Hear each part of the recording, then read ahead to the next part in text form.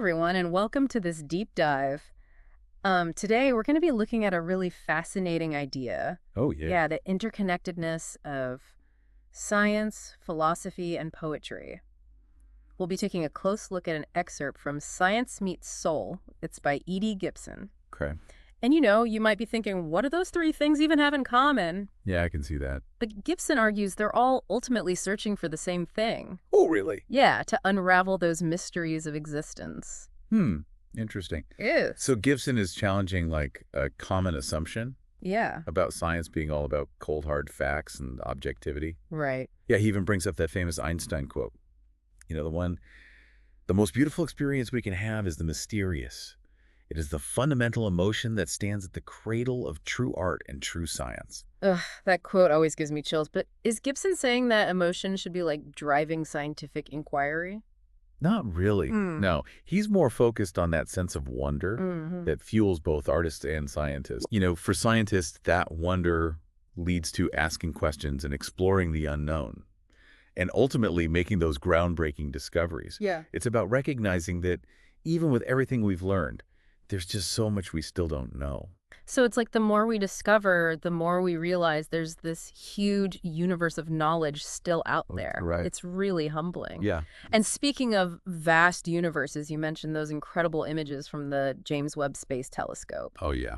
Would Gibson consider those a perfect example of this sense of wonder in action? Absolutely. Those images sparked awe and curiosity all over the world. But Gibson goes a step further, though, Okay. saying that while those images are just breathtaking, they're just the beginning. Great. They spark the what and the how questions, which science is great at answering. Uh-huh. But then we're hit with those why questions, Hmm. and that's where philosophy comes in. Right. So science might tell us how W stars form, Right. but it can't really explain why there's a universe at all. Those are the types of questions that have kept philosophers up at night for centuries. But are they really that different from scientists? Well, Gibson points out that in the past, the lines between science and philosophy were way blurrier. Oh, really? Yeah, thinkers like Aristotle and Descartes weren't just looking at the natural world. They were grappling with these fundamental questions about existence. Mm. Their scientific observations and philosophical inquiries were like totally intertwined. So it's like they were doing science and philosophy before those disciplines even had names. Yeah. Does Gibson see that as the ideal, like this merging of the two? I think he sees it as a necessary approach, Okay. especially considering all the complex issues we deal with today. Yeah. Take AI, for example. Mm. Science is rapidly advancing the tech, but we need those philosophical frameworks to guide its development and how we use it ethically. Yeah, that makes a lot of sense. We can't just blindly charge ahead with these scientific advancements without thinking about the consequences. But Gibson also brings poetry into the mix. And I have to admit that one has me a bit confused. Oh, yeah. What does poetry have to do with any of this? Gibson says that poetry adds a really crucial dimension to understanding existence, Okay. the emotional one. Hmm. Science and philosophy might deal with facts and logic, Yeah. but poetry lets us explore and express those feelings and experiences that come from just thinking about the mysteries of the universe. Hmm. It's all about capturing those things that can't be fully explained by just reason alone. Okay, so it's like poetry gives us a language for all those feelings of awe and wonder Right. that we get when we look at the stars or consider the big questions. Yeah, exactly. But how does that connect to scientific understanding? Aren't they completely different ways of looking at the world? Gibson argues that they can actually complement each other. Really? He brings up William Blake, who wrote that famous line about seeing a world in a grain of sand Mm. centuries before scientists even started talking about fractal geometry. Blake was intuitively grasping that concept through poetic imagery. Wow. It's like he was tapping into this deeper understanding of how everything is interconnected. That's incredible. So it's almost like poetry can like preempt scientific discoveries or at least like hint at them. Yeah. Are there other examples of that kind of intersection between science and poetry in Gibson's work? Absolutely. He talked about Richard Feynman, Oh, yeah. the famous physicist, Right. who was also known for his artistic side. Hmm. Feynman found beauty in how flowers work at a cellular level. Hmm. He was seeing it through a scientific lens, understanding all the complex processes going on, Yeah. but also appreciating the beauty in the art of nature. Mm. He even said, the beauty that is there for you is only accessible if you have knowledge. That's so fascinating. So it's not about picking sides between science or poetry, Right. but realizing how they can influence and enrich each other. Exactly. But I'm curious, does Gibson discuss any practical applications of this interconnectedness? Mhm. Or is it more theoretical? He actually gets very specific, especially when talking about education. Hmm. He proposes a system where science, philosophy, and poetry are taught together, Hmm. not as separate subjects, but as these woven together threads of inquiry. Wow, that's a huge change from how most of us were taught. Right. Yeah. I remember science class being all about memorizing facts and formulas. Exactly. And that's exactly what Gibson wants to change. Hmm. He argues that by combining these disciplines, we can develop a more holistic understanding of the world. Hmm. Imagine students learning about the laws of physics Okay. alongside philosophical debates about the nature of reality, Yeah. and then exploring those ideas through poetry and art. Hmm. It wouldn't just be about acquiring knowledge. Yeah. It'd be about cultivating critical thinking, creativity, and this deep appreciation for how everything's connected.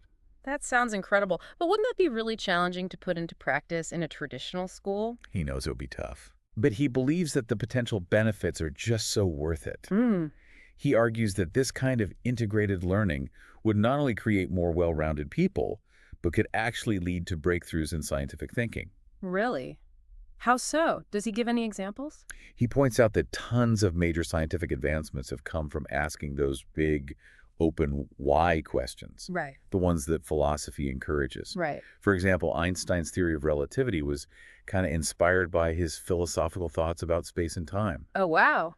And then by bringing poetry into it, Okay. it could help scientists communicate their findings in a way that's more accessible and engaging. Okay. It's about going beyond the dry language of research papers Yeah. and finding ways to connect with people on that emotional level. So it's not just about making science fun, but Roger. making it more meaningful, helping people Interconnectedness. understand why these discoveries are important and how they relate to their own lives and experiences. But does Gibson give any concrete strategies for doing this? Or is it more of just like a call to action? He does actually get pretty practical. Okay. He suggests that scientists should work with poets and artists Hmm? to find new ways to present their research. Right. He even pictures scientific papers written with the evocative language and imagery of poetry. Wow. Imagine reading a study on quantum mechanics that feels like a really captivating poem. It might sound crazy, Yeah. but I think that's what's so exciting about what Gibson is saying. Yeah. He's pushing us to think beyond the typical boundaries of knowledge Right. and embrace the possibilities when we let these seemingly different fields intersect. That's such a powerful idea. It's like he's saying science can be both rigorous and beautiful, Yeah. informative and inspiring. Mhm. But does Gibson address the potential pushback from scientists? Yeah. I mean, some scientists might resist this interdisciplinary approach, don't you think? Oh, he totally knows there's going to be resistance. Some might see it as like dumbing down science or getting rid of rigor for the sake of making it easier to understand. Right. But Gibson argues it's not about sacrificing anything. Okay. It's about adding a whole other layer of understanding. It's about understanding that the pursuit of knowledge isn't just about collecting data and analyzing results. Right. It's also about experiencing the world with that sense of wonder and finding ways to share that wonder with others. I love that. It's like he's saying science can be both intellectually stimulating and emotionally resonant. Yeah. It can be a journey of discovery for the mind and the soul. Exactly. And he even compares the scientific process to the creative process, Mm. saying both involve observation, experimentation, and being okay with uncertainty. Yeah. Both scientists and artists are kind of like explorers, Right. going into the unknown and trying to make sense of the world around them. That's a beautiful way to put it. But does Gibson say that this interdisciplinary approach is only important for scientists and artists? Or does he see wider implications for all of us? That's when things get really interesting. Okay. He says this whole interconnectedness of science, philosophy, and poetry has huge implications for how we live our lives, how we make decisions, and how we understand where we fit in the universe. Mm. He even suggests that embracing this interconnectedness can lead to a more fulfilling and meaningful life. Okay, now you've got me intrigued. How exactly does he connect that? What kind of insights or examples does he give? Well, that's a conversation for our next part. Okay. We've laid the groundwork by talking about how Gibson sees these three disciplines as interconnected. Right? And now we can go deeper into the more personal and practical implications of what he's talking about. I can't wait to dive in. This is already giving me a lot to think about. And for everyone listening, we'd love to know what you think. What resonates with you about this idea of science, philosophy, and poetry being connected? Have you ever had this kind of merging of disciplines in your own life? We'll be right back to continue exploring Gibson's ideas in part two of this deep dive. Okay, so we've established that science, philosophy, and poetry are more interconnected than we might think. But how does that actually work in our lives? What's the takeaway for us? Well, remember those amazing images from the James Webb Space Telescope? Yeah. Gibson says they can really evoke a sense of wonder. Hmm. But he doesn't want that wonder to just end there. Okay. He wants us to use that feeling to go deeper. So it's like those images spark a curiosity that Yeah. can lead to both scientific and philosophical questions, Yeah, right? exactly. But where does poetry fit in? That's where it gets really interesting. Gibson says poetry helps us process and express those emotions Hmm. that come up when we think about these huge questions. Think about it. When you see those images and think about how vast the universe is, Right. it can be a really powerful experience. Yeah. And poetry gives a language for those feelings. Okay, I'm starting to get the connection here. But does Gibson think we all need to become poets or philosophers to actually appreciate science? No, not really. He's not saying we all need to be experts in all three areas. Okay. It's more about seeing the value of each one Hmm. and how they can make our understanding the world richer. He uses this great analogy in the book.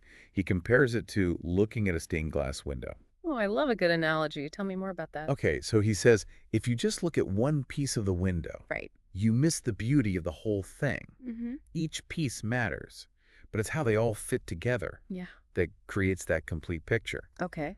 Science, philosophy, and poetry are like those pieces of glass. Each one offers a unique perspective, and when we combine them, we get a much fuller view of reality. That's a really powerful image. So it's not just about appreciating each discipline separately, but seeing how they work together to create something even greater. Yeah. But I'm still a bit stuck on the practical side of things. Does Gibson actually give any advice on how we can use this interconnectedness in our daily lives? Oh, he does. Okay, good. One of his big things is to try and find a sense of wonder in everyday life. Mm, He says, you don't need to be looking at a Hubble image to feel it. right. It's about noticing those small things, the mysteries that we usually just take for granted. So it's like finding the extraordinary in the ordinary. It's Exactly. like noticing the patterns on a leaf or how light reflects on water. Yeah. And then he says to take it a step further and ask why. Don't just look at something, but try to understand how it works. Okay. Tap into that natural curiosity we all have.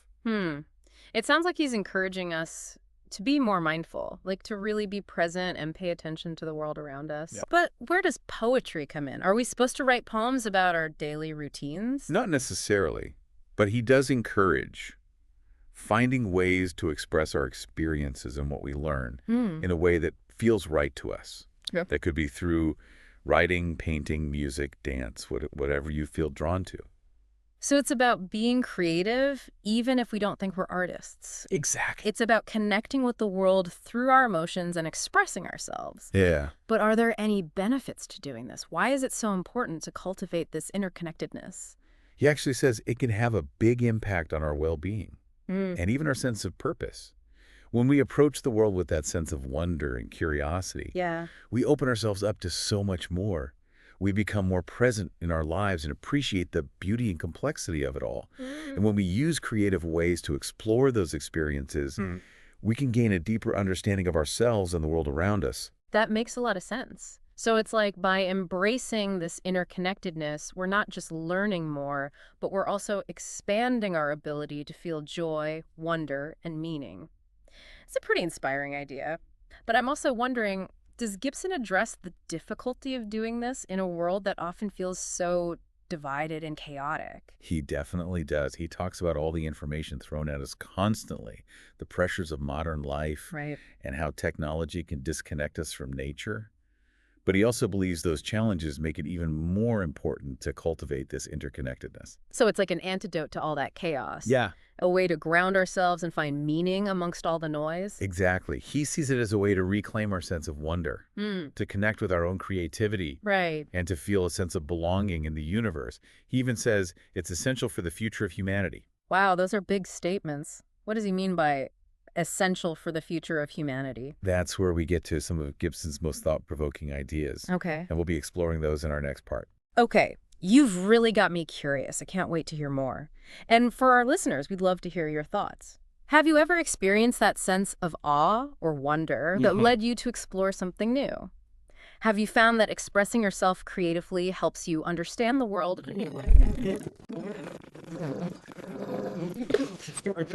Gibson's ideas after a short break. All right, we're back and ready to tackle that big question. You said Gibson thinks this connection between science, philosophy, and poetry is super important for the future of humanity. That's a big claim. What does he actually mean? He argues that as we face these increasingly complex problems, like climate change and the rise of AI, Right. we need more than just tech solutions. We need wisdom, ethics, and a deep understanding of what it means to be human. Right. And he thinks that's where this interconnected approach comes in. So we need a more holistic way of thinking to navigate these complicated issues, right? Exactly. But how does poetry specifically contribute? Gibson says poetry helps us connect with our shared humanity. Hmm. It helps us explore the emotional and ethical sides of these challenges, Right. to empathize with others and imagine different futures. He even thinks poetry can help bridge the gap between scientists and the public. That's an interesting thought. So science can give us data and solutions, Yeah, but poetry helps us understand it on a human level, right? exactly. It helps us connect with like the heart of the matter. Does Gibson give any examples of how this could work?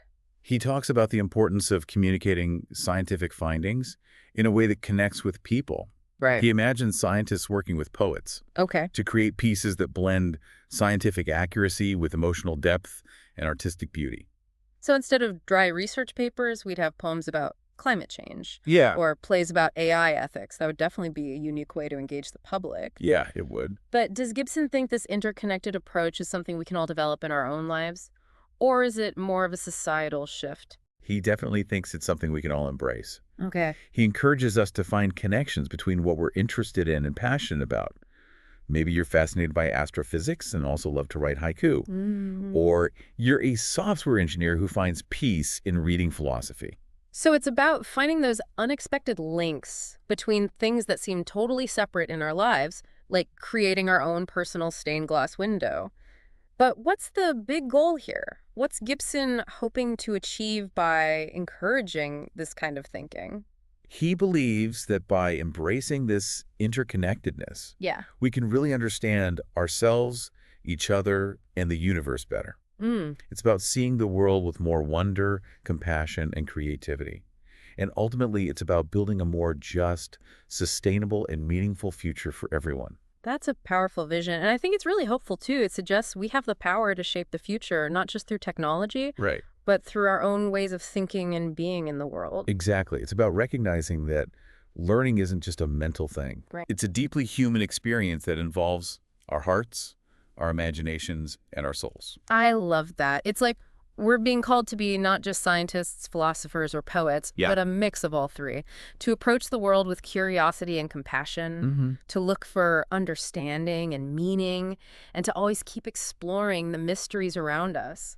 It's a pretty incredible journey. It is. And like Gibson reminds us, it's a journey we can take together. Yeah. We can learn from each other, inspire each other, and work together to create something amazing. This has been such a thought-provoking deep dive, and I think we've just scratched the surface of Gibson's ideas. Mm. For everyone listening, we encourage you to check out Science Meets Soul and keep exploring these concepts on your own. Yeah, and remember, the interconnectedness Gibson talks about isn't just something to read about. Right. It's something to experience, to embody, to really live. So go out there and find your own unique intersections. Let your curiosity be your guide.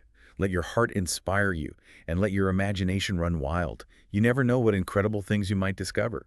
That's all for our deep dive today. We hope you enjoyed exploring this amazing intersection of science, philosophy, and poetry with us. Until next time, keep searching, keep asking questions, and never stop wondering.